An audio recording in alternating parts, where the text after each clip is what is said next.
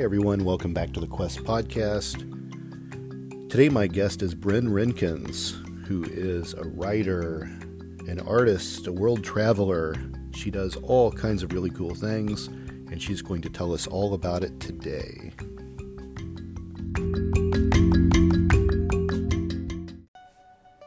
Life is a quest for logic and reason. It is a quest to find balance between science and faith.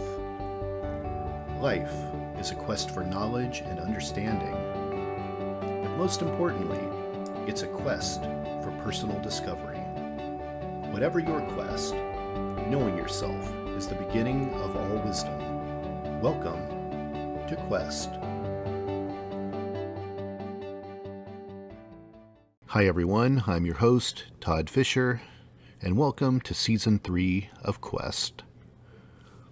A quest is a search for something, and this podcast will show you how we know what we know through interviews with people that have incredible stories of dedication and perseverance. To me, curiosity is part of what makes us human, and there's still so much we don't know. There's joy in discovery. It's what drives us. It's our quest.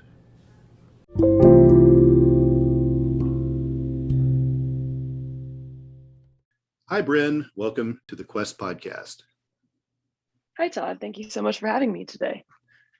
So I've known you for a little while now, and I think you are a super interesting person. We met at the top of the Edge Overlook in Manhattan over the summer, which was really fun. Like, what kind of view is that? How cool was that? Oh, that was incredible. It was, I had never seen anything like that before. And I'd been living in New York for a couple months at the time. Yeah, it was really neat. Yeah. It hadn't been open that long when we went up there, but it was like, we get an incredible view and we got to have a great conversation and we become friends. So I wanted to invite you for an interview. And just to kind of briefly, what I think is so cool about you, you're a writer, you're a photographer, you're an artist, you're a traveler, you're a woman of many, many talents and skills. Too many to name in the introduction.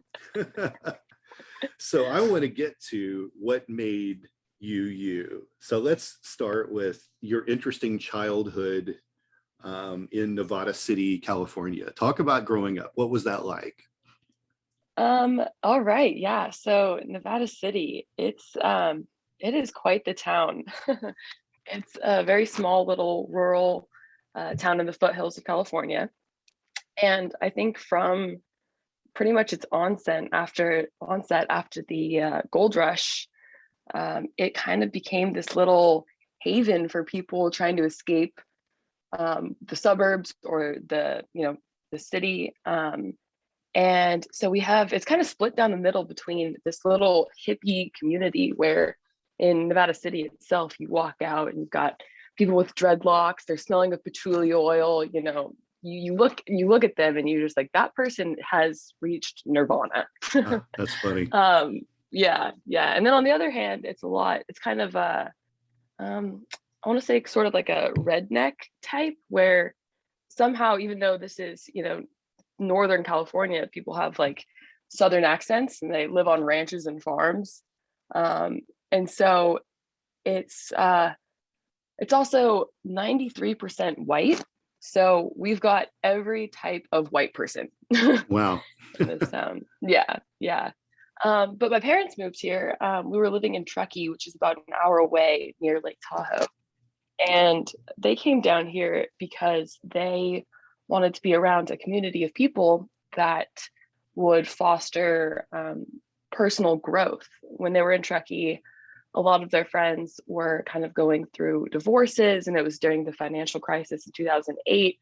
And they were at a crossroads of, all right, so we could get divorced and keep living in our shadow lives, or we can kind of just deal with our stuff and deal with our trauma and grow as people. And they chose the latter one and moved down here and really started doing a lot of deep personal work to no longer be the toxic people that they were kind of becoming.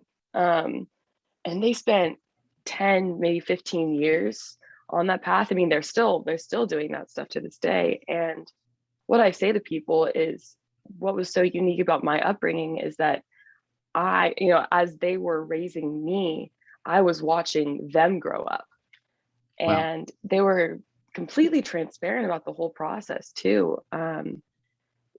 Sometimes whether, they had a really deep therapy session or had gone to a profound workshop, they would come home and tell my sister and I all about it and everything that they had learned. And so I also grew up with a really interesting rhetoric for different things in life.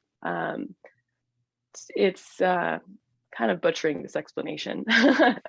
But it was, yeah, I don't know. I feel like I have a really interesting sense of a lot of like healing trauma and personal work that is becoming so popular today, because it's not like I'm exactly choosing to go on that path, but that has been my baseline existence, and just, how I was raised. Sure. California is an interesting state because it's really like three different kinds of states. There's like the state of Northern California, the state of Middle California, and then Southern California. And I think people think of California as like palm trees and beaches and Hollywood, but there's so much more to California than that. And, and geographically, all uniquely different, people uniquely different, in these different portions of the state. I lived in California for quite a while myself. And there were several times when elections would come up, they would be voting to try and split the state up. None of that ever really happened, but they would just start to discuss it and talk about it because, Southern California uses Northern California's water. They don't like it. Like the industry is all different. Like it's you have to think about like a state like that is vertical is a difficult state to actually even manage and run as a governor, because absolutely, just geographically how you have to, like, people think of Texas as a very large state and how to manage it, but it's still all the South. Yeah. When it comes to the climate, when it comes to the terrain and the geography, there's not a lot of difference in it. So California was a weird state to be crafted anyways, and very unique to our country, certainly with people. Is Nevada City, is it a big city or is it a small town? Oh, it's a very small town. I think the actual city has maybe about 11,000 people. It's called Nevada City, but it's tiny, tiny little town. In our entire county of Nevada County, there's, I think, about 90,000 people.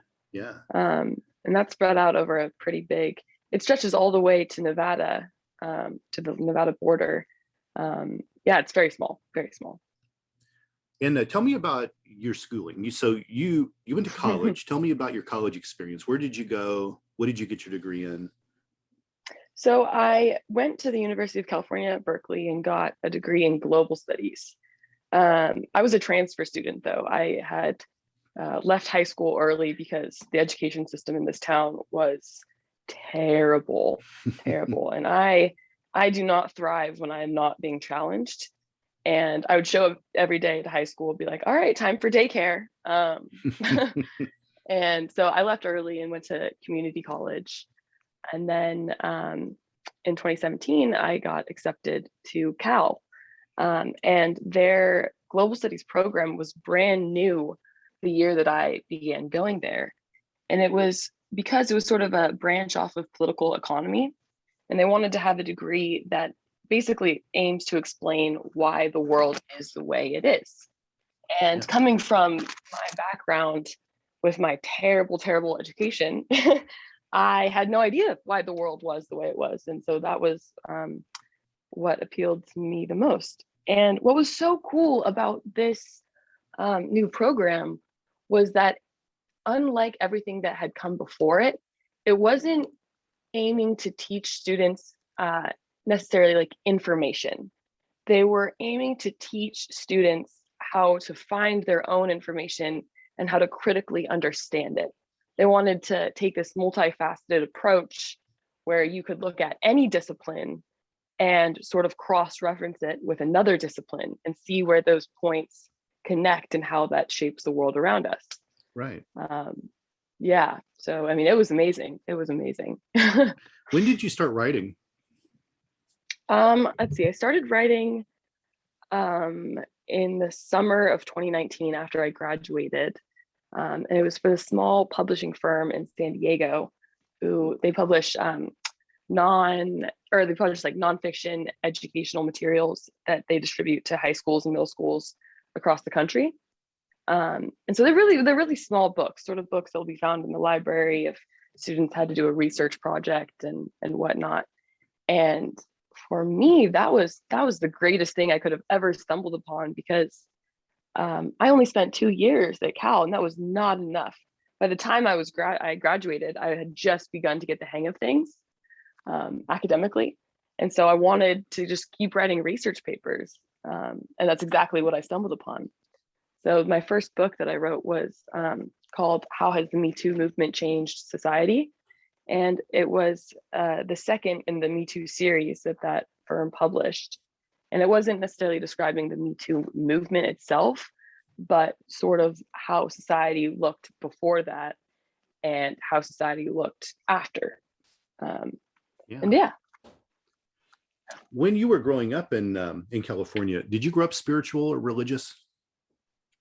I grew up, I would say, spiritual. My parents were never ones to sort of put their own philosophy on us. Granted, of course, it happened because of these workshops they would go to, and my dad would come home and be talking about how God is within all of us, but also we are all one, yada yada. And I was like, totally, totally, got it. So that was Right. sort of my baseline. But I never grew up, Catholic or Christian or any major religion. I was just sort of taught to have an open mind and Right. to fully understand that we are all connected to this greater power. Going to Berkeley, it must have been an eye-opening experience to go to a college like that coming from a small town. What was that experience like? So coming from a small town, well, this is sort of a funny story. When I first started going to Berkeley, Berkeley is, across the bay from San Francisco. Everyone on the East Bay refers to San Francisco as the city. But when I would come to Berkeley or go home, I would be like, all right, I'm coming back to the city. And everyone's like, what? Why are you going to SF? I'd be like, what do you mean? I'm going to Berkeley, the city. um, but what was the first thing that I actually really didn't like about Cal was that all of the students there, and I say all very generally, obviously people, are all different in their ways, but what the kind of blanket vibe was super competitive and really isolating. It seemed that people couldn't, just in casual conversations that you would have with friends or peers, there was no letting their guard down. There was no having a real conversation just for conversation's sake. It was very much like, I'm on this one track thing. Nobody's here to help me. I'm self-sufficient.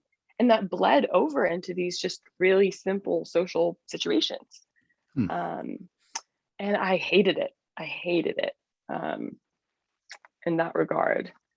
That to me, that reminds me of just generally my Southern California experience. That might be a California thing more than even a Berkeley thing. I feel like there's a lot of people on their own personal tracks, and you don't get a sense of if you can trust these people or if they will trust you. And I don't think friendships are the same. I grew up in the Midwest, and friendships were treated differently there than I felt they were treated in California. I could be totally off on this, but it seems like people have their goals and their tracks, and that's it. Like anyone else is a threat to that, maybe. Yeah, no, I do see that. I definitely do see that in California a lot, where people on the face, when you first meet somebody, it's like almost overly friendly, like, hi, how are you? And I use that high pitched voice very intentionally there. And then sort of behind closed doors, it's not as friendly. And on the East Coast, I feel the opposite, where people might come off as rude and aggressive initially, but when you're actually in those smaller settings, people are so friendly and so warm. And maybe that's just a personal experience, but I've seen it quite a few times. I think I would agree with that, really. Yeah. How many countries have you traveled to at this point? 33. 33. And you are what, Yeah. 22 years old? 22. Yeah. 22. That's incredible. Like, Yeah. let's get into Having, your travel. Let's yeah, talk about this. actually, I want to make a little bridge though, Yeah. back to back to UC Berkeley thing. So when Yeah. I began attending school, I had been to maybe 28 countries. Um, I grew up in a small town where kids, were doing, um, they weren't exactly in line with society's rules and regulations Right. and stuff. And then getting into Cal, these kids had spent their entire life just getting to that point, getting in accepted. And so, so many of them had never drinking or smoked or, really partied. And I was sitting here like, I'm retired from that lifestyle. So it made me feel really old in that regard. Um, just having so much life experience, especially with travel and stuff, a lot of people hadn't even, their whole life was career focused and focused on school. And anyways, yeah, I just wanted to offer that 2 cents as well. 33 countries is amazing. Like, so when did you start traveling? How little were you when this began? And how much of this was adult life travel? So my first, my parents and I had gone to Mexico a couple times. But when I was 15, my best friend, Lexi Alford, and her parents invited me to go to Japan with them. And they said, you can come, just work, or Lexi was like, you can come, just work in my mom's office, as much as you can to pay for the trip. Her mom worked in a travel agency. And so I did that as much as humanly possible so I could afford this trip. And that was the first one. And then we can give Lexi a little soundbite here if we want. Do you want to tell everyone just in a nutshell, Lexi's kind of her claim to fame? Sure. Yeah, absolutely. So Lexi Alford, I love that girl. She's amazing. She is a fierce force of nature. She grew up in a small town with me. Her mom owns a travel agency, and unsure of where to go to college, what to do with her life, she just began traveling and traveling and traveling. And that's something that she had done growing up, her whole life, because her mom owned the travel agency. And so every year they probably would take 2 or 3 trips. And then after she graduated from community college, she wanted to take a gap year off and simply travel. Then towards the end of that gap year, she realized that she had been to about 80, maybe 85 countries. And it dawned on her that she could potentially become the youngest person to travel to every country. And so she did. And she has a Guinness Book of World Record for that too. Yes. Yeah. Yes, she does. That's fascinating. Yeah, and it was not easy for her at all, but she did it, and it's amazing. And now traveling has become her entire life and her career focus, and she really is trying to press the message that women, especially, that this world is not something to be afraid of, and that you can travel and that you should. Right. And yeah. I came across someone the other day. Her name was, I'm drawing a blank on her last name right now, but her first name was Cassie, and she was the first woman Cassie on record. DePeckle.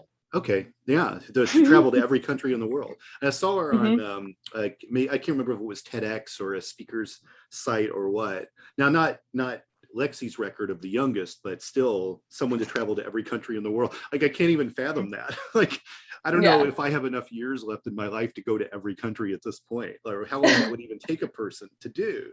Like, it's just mind-boggling to me to think that someone could actually go to every country that there is. It's just amazing. Well, thankfully for Lexi, she, for those first 70, 80 countries, they weren't super rushed. It wasn't like, okay, go to the airport, get the passport stamp, leave. They were actual, real vacations and trips with their parents to experience those places. Right.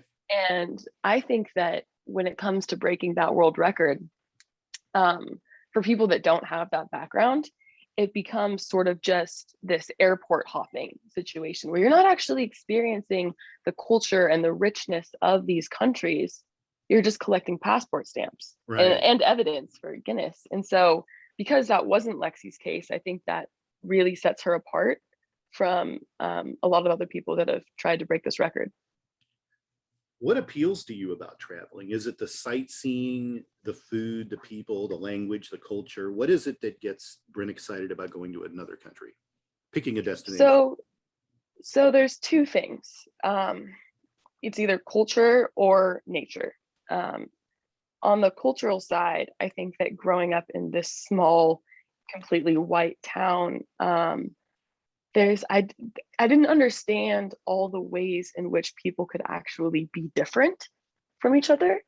And that was kind of the way I felt about it initially. I wanted to experience different cultures and see how, what foods they ate, what art they created, what was their history. I wanted to hear from the voices of people that actually grew up places and lived there, what it was like, just for curiosity's sake.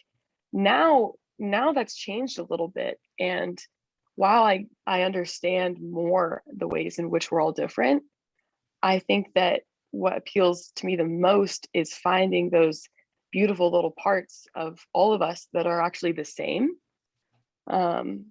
Because I just think that we think of different cultures and different people as different, and that's so far from the case, because we have so much more in common with somebody from the other side of the globe than we do differences. And I like to see that. Yeah. Yeah. Let's talk about some of your travel experiences. So just in 33 countries, is this Europe that you basically were going through? Have you been through Asia, Australia? What continents have you covered? Give me the rundown on where you've been. So it's been mostly Europe. And the reason why I have so many countries there is because for a good part of it, I was traveling with Lexi.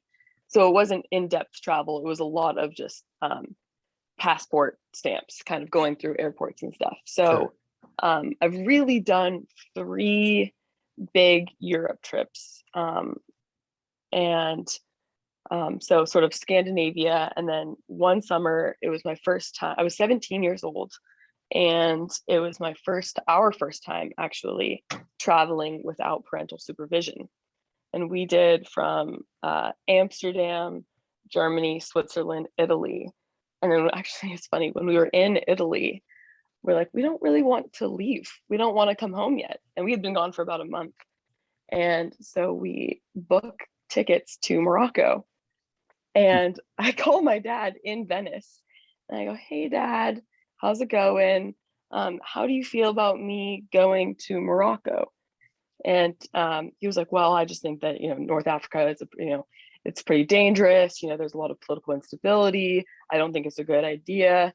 And I'm sitting there on the phone, and I just have to go, well, I already bought the ticket. So,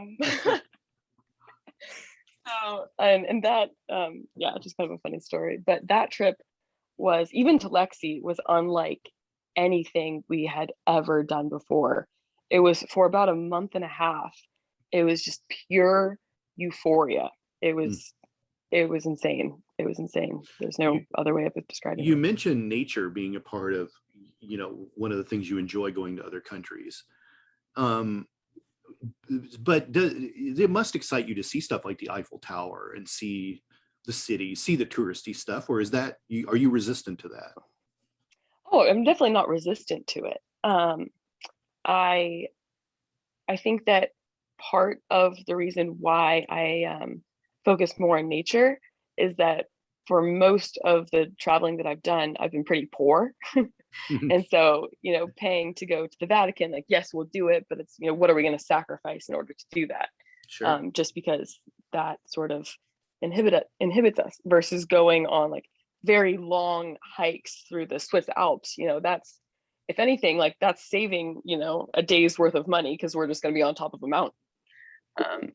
But that's just the financial side. I absolutely love I love architecture. My dad's an architect, so I have a whole different appreciation for that kind of stuff, especially also coming from the United States, where, the oldest buildings were built in like maybe the 1800s, 1700s if you're on the East Coast, and going over to Europe and you're like, this is something that's been, that's centuries older than my entire country.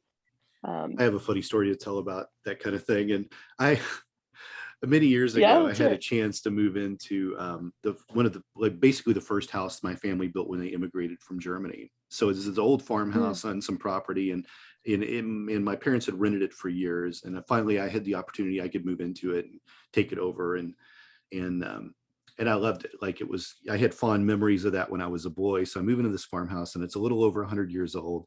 And I called a friend mhm. of mine who lived in Normandy, and she said, "Oh, I'm so happy for you. You finally get to move in that farmhouse." She's like, "How old is it again?" And I go, "It's a little over 100 years old." I'm all proud about it. And she goes, "Yeah, yeah, I'm in an old place too." And I go, "How old's yours?" She goes, 400 years old. And I was like, "What?" You're like, all right, I'll just stop talking, I guess.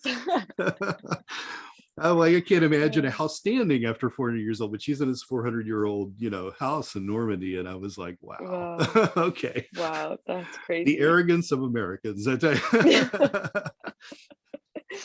Yeah. Oh, it's funny. Um, yeah. So there, Recent. I do have this. I'm Oh, go sorry. ahead. No, no, go ahead. Say what you're going to say. No, so I do have this appreciation for old architecture as well as art because I'm an artist and I love to see the progression of um, just I don't know the history of art in museums and whatnot, the cultural significance, blah blah blah. But when it comes to nature, um, it's a whole different thing, and I think I appreciate it way more because I've grown up in this world where you don't know what's going to be around in 30, 40, 50, 100 years. Right. um, and that's where my love of photography has really come in because I like to sort of fantasize about my grandkids, my great grandkids, and being like, see this island here that I visited, like it doesn't exist anymore, and I saw it with my own eyes, and this world used to be really really beautiful. And it's a sad thought, but it's also very true. And I think that people really ought to experience what this world has to offer, not only like while they still can, but I think that also by seeing these incredible far off places, it makes the world a lot smaller, and I think makes you value taking care of this earth a lot more. Yeah, it's a great segue into what I want to get into next. But we might be saying that about New York. You'll be Mm-hmm. telling our kids, our grandkids, about how New York used to not be underwater. And Mm-hmm. at the time we're recording this episode doesn't come out until September, but as we're recording it, it's the end of July. And 2 days ago, there was a report that was signed by 14,000 climate scientists that talk about we are now at a point of no return on climate change. And we may see Miami underwater. We may actually really see Mm-hmm. significant parts of Manhattan underwater sooner than people Mm-hmm. thought, that this is happening Mm-hmm. much more rapidly. And I want to segue into this because this was something really powerful that struck me when you did this. You recently went to Iceland, and I want you to Mm-hmm. tell me about that trip, because you have these, I hope people that are listening go to your Instagram and see your beautiful volcano pictures and some of the stuff you did there. But you actually kind of recognized some climate change, global warming while you were there. Let's talk about that trip a Mm-hmm. little bit. Yeah. So, well, man, Iceland was at the top of my bucket list since I found out it was a country. Um, Did you think it was just and a giant floating ice cube for a while? actually, when I first found out about Iceland, I thought it was Greenland, and I thought Greenland was Iceland. So I kept saying, I can't wait to go to Greenland. Um, wrong country, wrong place. um, This is fine but Berkeley education, folks. yeah, yeah. Yeah, they corrected that. That was actually one of the first things that they got there and said, all right, let's make sure you know where the countries are in the world. Um, but how was, so Iceland looked beautiful. The pictures you took were amazing. But what was that like for you? What was that trip like? Tell me about it. so there's so many things. First of all, it was right, it was one of the first places that opened up to international travel during the COVID-19 pandemic. And so um, I couldn't explain it exactly, but I was like, we're going. right now. I don't care if I'm going by myself. I don't care if I'm going with my friend. I'm going. I bought the ticket and I was like, I'll figure out the rest later. Yeah. It's time to do this. And that was really nice because I think that usually Iceland's very, very, very heavily impacted with tourism. Because of COVID, it was pretty empty. And we, on maybe, I want to say maybe our 8th day, we showed up to Glacier Lagoon and Diamond Beach. And Glacier Lagoon is where the melting glacier, the giant pieces fall off into this bay and float out to sea. And then once they're out at sea, the waves sort of break them down, and these big, or not big, but these small icebergs kind of wash up on the black sand beach and give this, I mean, beautiful, beautiful contrast of, ice on a black beach. And I had seen pictures, Lexi had gone there, and I had wanted to go from the moment I laid my eyes on those photos.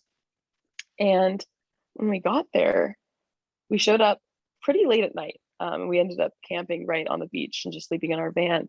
When we got there, we're like, all right, this is Diamond Beach. I couldn't see a single iceberg on the beach, not one. Mm. And my friend and I were like, what's going on? We couldn't really, find Wi-Fi or anything at the time, so we fell asleep. And in the morning, there were more icebergs that had washed up over the course of the night. And then we spent a really long time there. And throughout the day, we were just watching these icebergs on the beach melt. And then we kind of were talking to other people that had been there before, and they were like, yeah, this is the least amount of ice that we've ever seen. And this was early June at the time.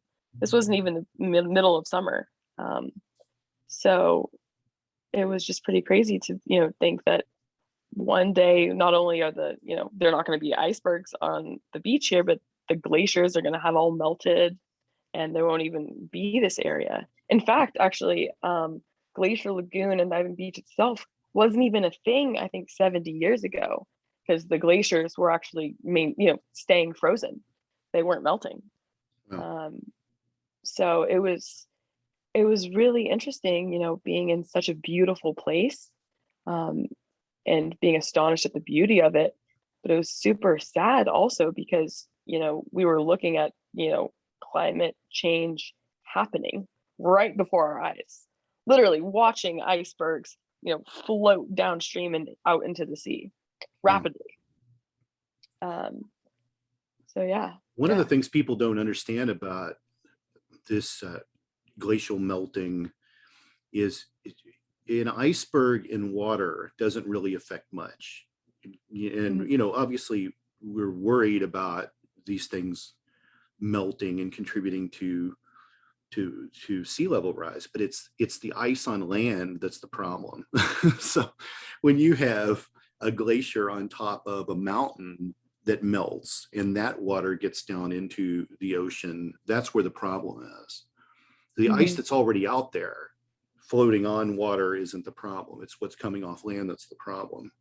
And then also you have this engine of how the cold water, the fresh water is mixing with warmer waters, and how it's going to kind of stop this entire engine and create a cataclysmic chain of events, which is what I think people are worried about right now. Yeah. Well, I mean, the melting of Greenland, I'm pretty sure you might want to fact check this, but if, once Greenland melts, that's the way that's going to disrupt ocean cycles. It's going to make it's going to throw Europe into an ice age. That is one of the biggest problems, is Greenland's ice shelf melting is that will be a major trigger for other events for sure. Yeah. And that's happening. Yeah. Al Gore did his Inconvenient Truth documentary, and, say what you will about Al Gore, whether you people like him or not, I did really enjoy his documentary. It was very frightening to me what he put together. And Greenland was one of the locations he went to, and he shows like a crevice in the ice shelf, and you see the water just pouring down into this, seemingly, bottomless fissure in the ice. And he's standing next to it. I'm like, this is incredible. And he's like, here's the problem here. And he says, this water that's rushing down into this is not only, continuing to melt and make this fissure larger, but it's lubricating the layer between the ice shelf and the rock. And what it's going to do is cause this to break and slide off. And and it's truly frightening. And when he talks about these projections in the future, and with scientific statistics, there's always someone who can counter what you claim. That's the problem in this whole world is people will argue it one way. It can also be argued another way. You're always going to find a doctor to sign off on things this way or that way. Scientist signs off this way, that way on the same topics. So you'll never really get the straight facts of where this will go. Maybe these are long swinging natural cycles that we haven't been humans long enough on the planet to understand what's happening, or we are headed towards some level of apocalypse in the future, So, and that's not for us to debate on this podcast, but we'll leave that to the pros. but I kind of think we're seeing it. I mean, I write about that in my book, all this stuff kind of coming to a head like this, mainly because I feel human beings are like cockroaches on this planet. There's way too many of us and we're contributing to too much change, and the earth is a living thing and people aren't treating it that way. They treat it like it's a garbage dump, and all our actions build up to cause these issues. And we are pretty much, human beings are the prime suspect for why this stuff is happening to begin with. Yeah. Unfortunate. And I'm seeing that in California, in my hometown, in crazy amounts. I'm staying back at my parents' house in Nevada City this summer, and they're in a crazy drought. And there's a beautiful river that that's pretty close to where I live, and I think of it like I think of a church. Like that's sort of my place of meditation and worship. It's where I've just really become connected and healed by the earth and to the earth. And usually most years you can't go swimming in it until maybe the end of June, early July, because otherwise the snow melts too powerful and you'll get washed downstream. And so I show up here in the middle of June, and the water levels are resembling that of early September, maybe even late August. And I can feel it in the air. I can feel, if I walk outside, I can literally feel the moisture getting sucked out of my body. And in Nevada City, it's in the same line as Paradise and Chico. It's a little bit further south, but it's in that same foothill belt. And the smoke here from fires. We just had a fire that was about 15 miles from my house.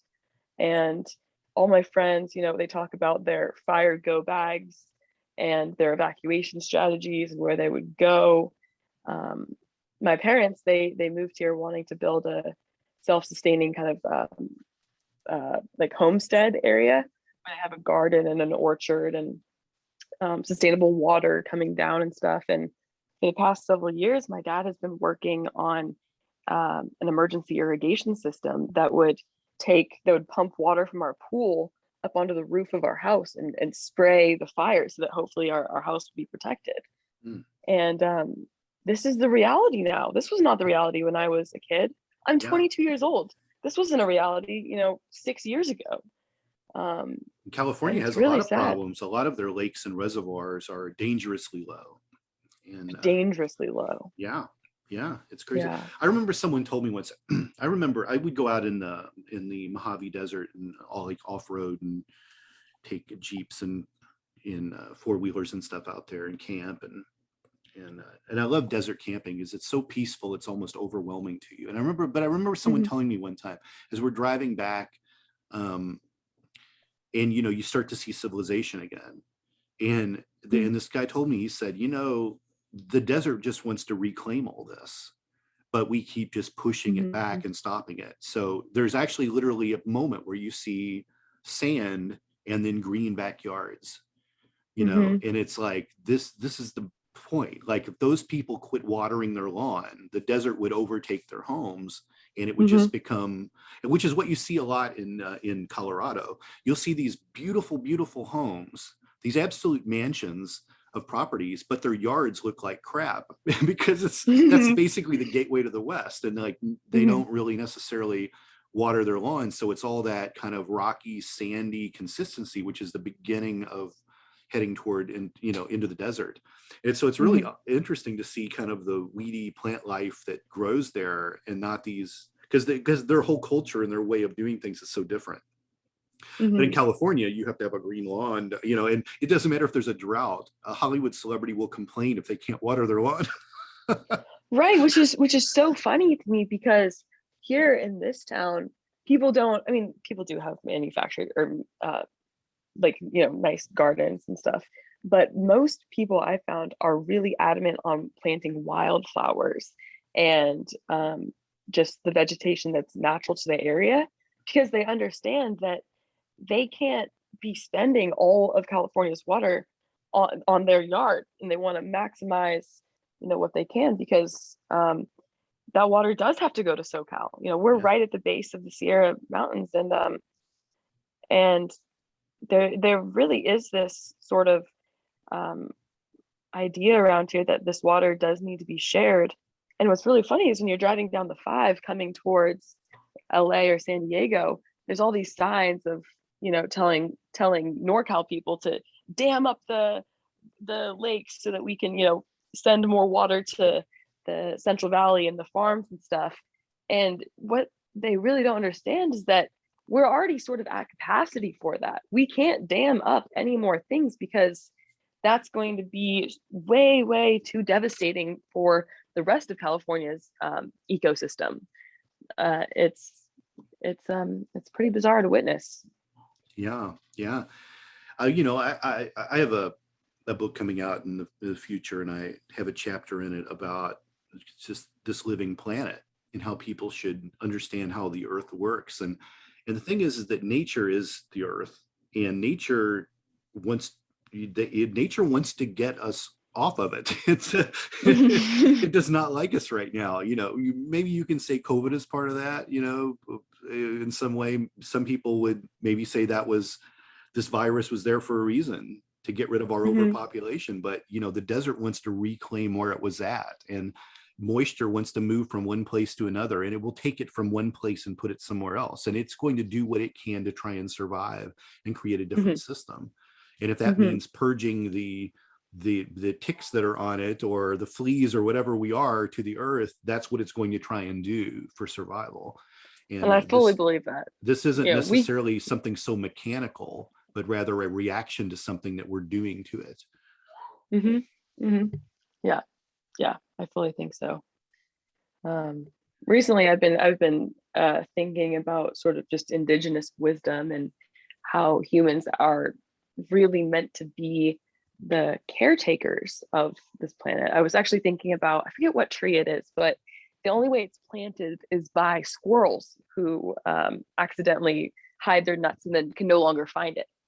And there's all these things where the actual animal life contributes to the reproductive cycle of plant life and stuff. And I was just thinking about, I was actually looking out at my parents' orchard at these fruit trees, and how much care and time was put into the baby trees. It has to be like 5 years before they can even start producing fruit and stuff. And I was just thinking, man, like, humans really should be planting trees.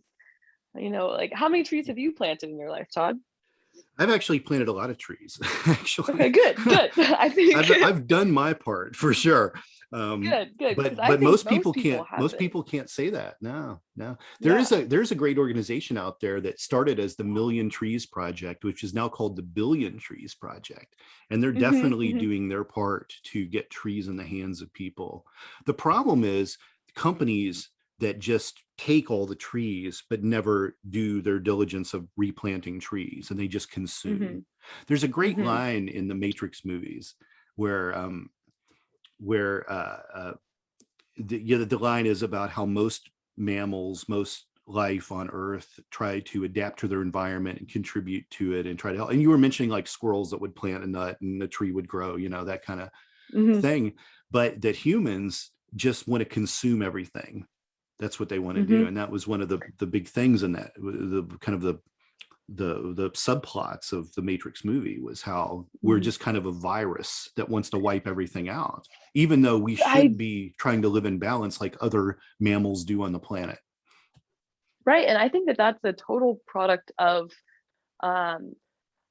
colonization. I don't think that, you know, indigenous communities and tribal peoples, you know, way back in the day had that same attitude at all. I think that was something that was heavily taught, you know, to the world, especially like through conquest and stuff of, oh, well, let's just go expand so we can take more and more. And there's been no giving back. And it's so innate in just the world's culture now that that's the case. And man, it should not be that way. Right now, we're at 7.5 billion people on the planet, and we're seeing our resources be stretched very thin, and we're going to hit 10 billion people by 2050. And what happens is kind of exponentially, these populations just keep blowing up. The more people there are, the more people are procreating, the more people we have.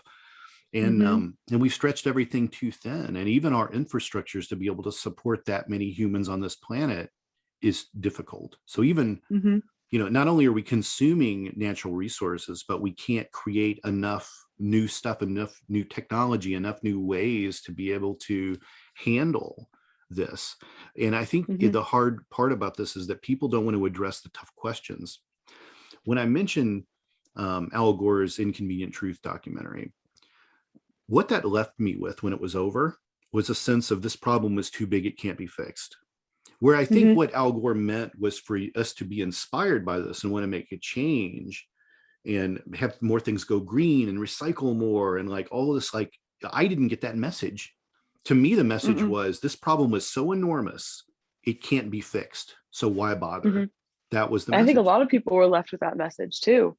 And in all the sort of documentaries that have come out since too, it's a fine line between getting people motivated and energized to do their part or leaving them completely hopeless. And it's not going to be the same for every person. You know, that fine line is different based on individuals.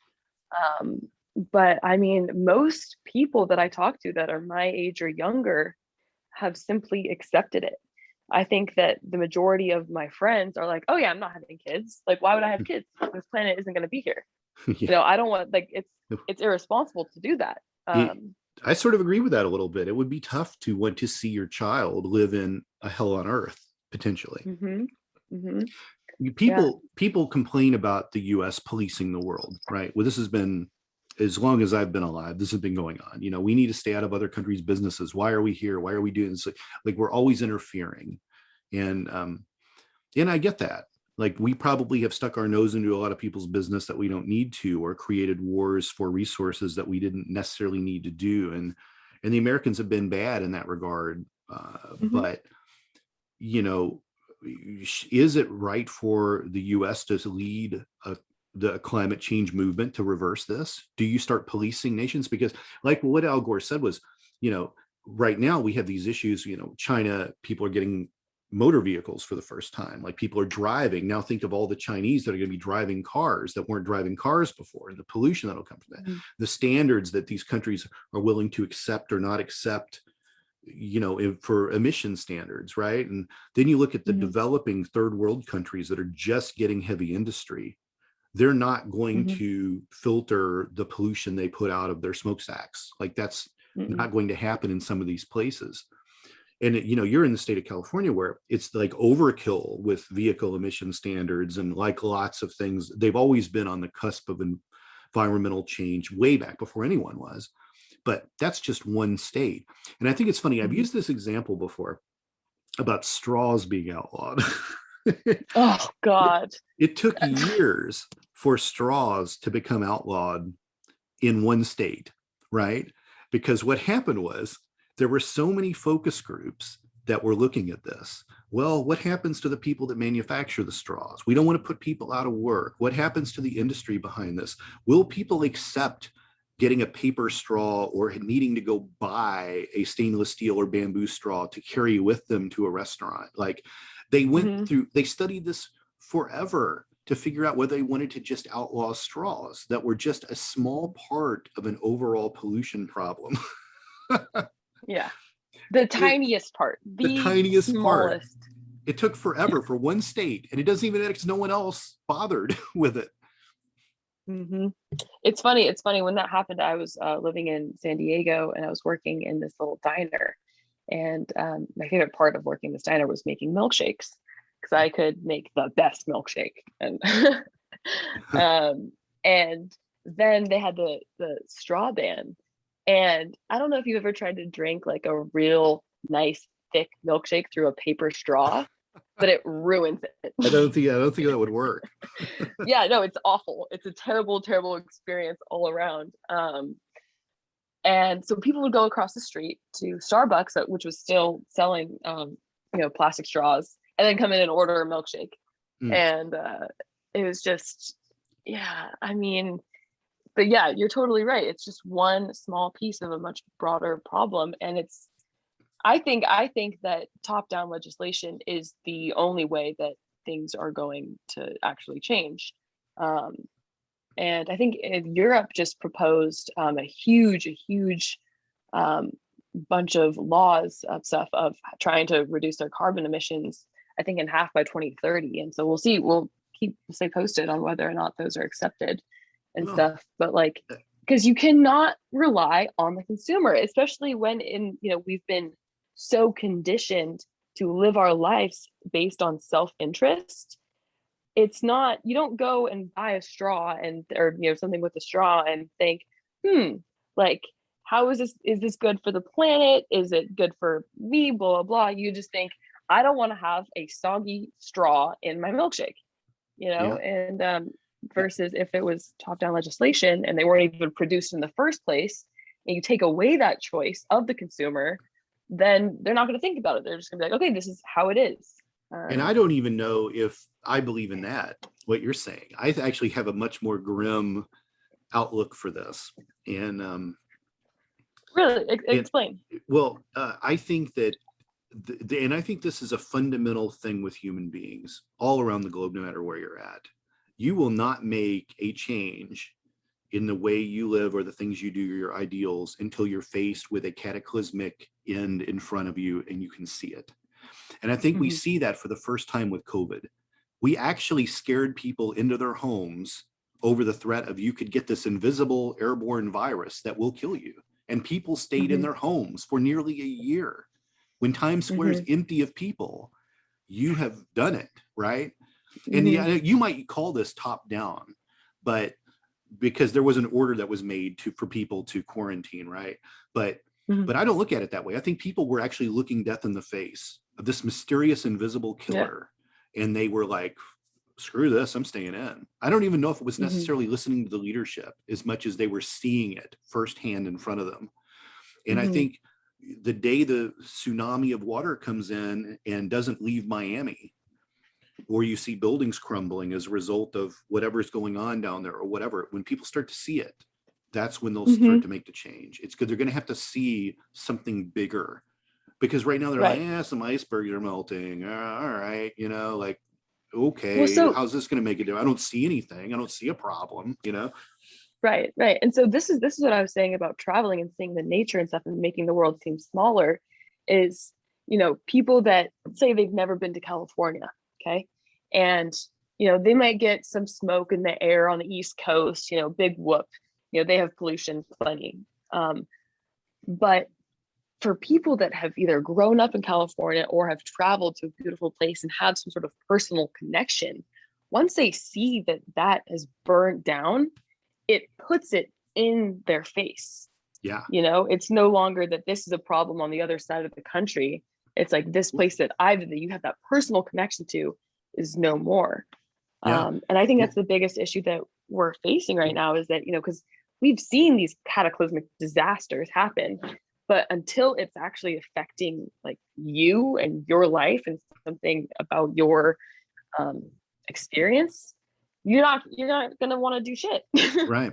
And I remember, you know, in the last few years, the fires have been so bad in California that you would see, you know, people driving down the highway with fire on both sides, and like the smoke around for so long that every picture anyone would take looked apocalyptic.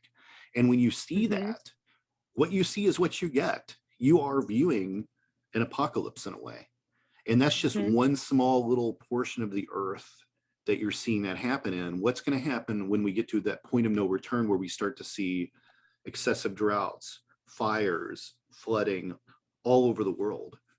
And then it is too late, but then humans will finally go, oh, I get it, you know? Yeah. So it's weird. And again, you know, we're debating this back and forth on different points, but I hope people think about this stuff when they hear it. And you know, I don't know if people think that recycling an aluminum can is helping or not, or what they can even do. Maybe they're lost on it. Maybe people need to be educated more. I don't know. Well, one thing that scares me pretty much more than anything about younger generations is growing up in this world where climate disaster, the end of the world, is actually a potential reality.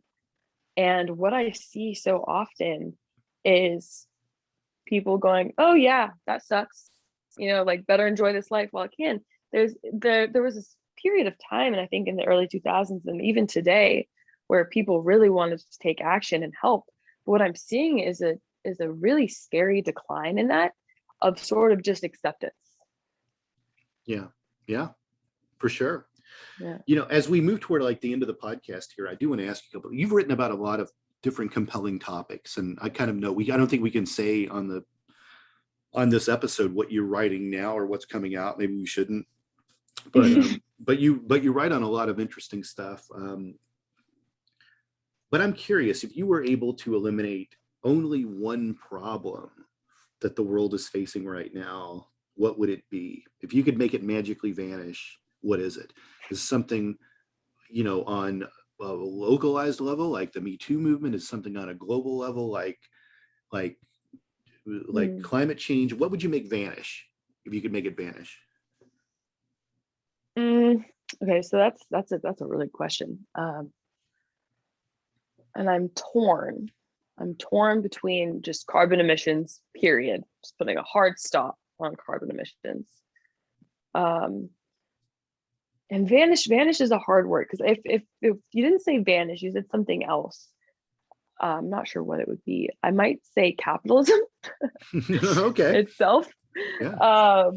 Because I think that the reason why we are in the situation we are, or the world is, has a lot to do with just pure self-interest.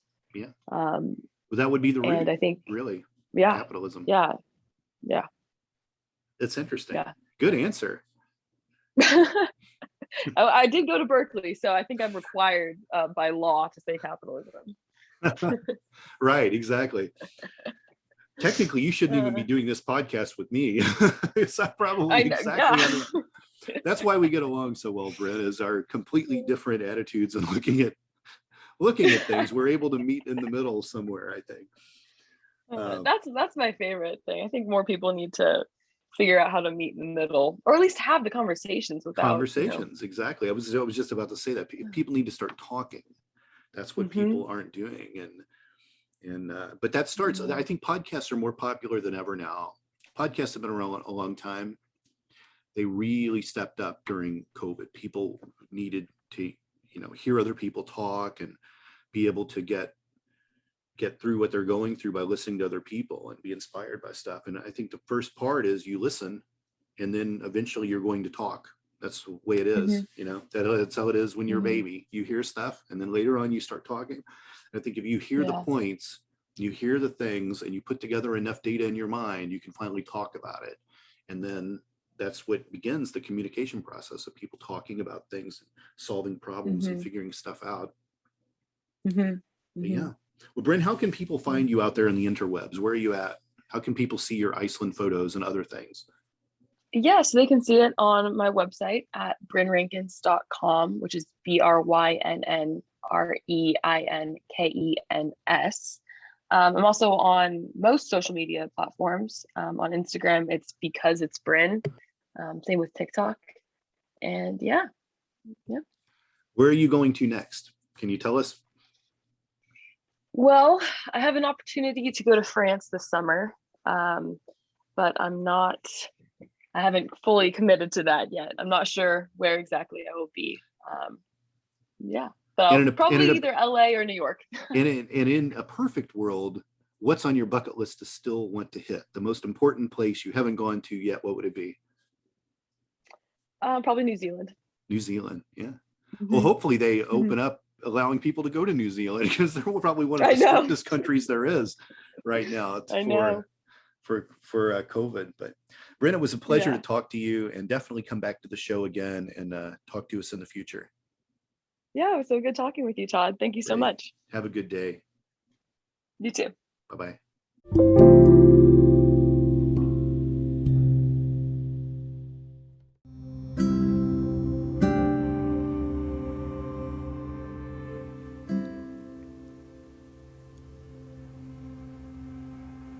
There you have it, my interview with Brynn Reinkens.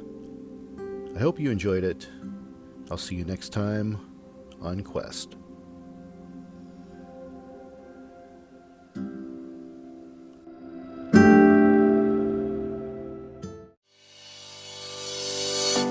Thank you for listening to this podcast. Please be sure to rate and review this episode. This podcast is produced by Todd Fischer and distributed by Metacortex Publishing. This podcast is copyright. Any previously trademarked or copyright content is used by permission. Information and opinions stated in this podcast should not be construed as medical advice. Please be sure to visit the official website for the International Association of Metatomics at metatomics.org, or find us on social media for other unique content.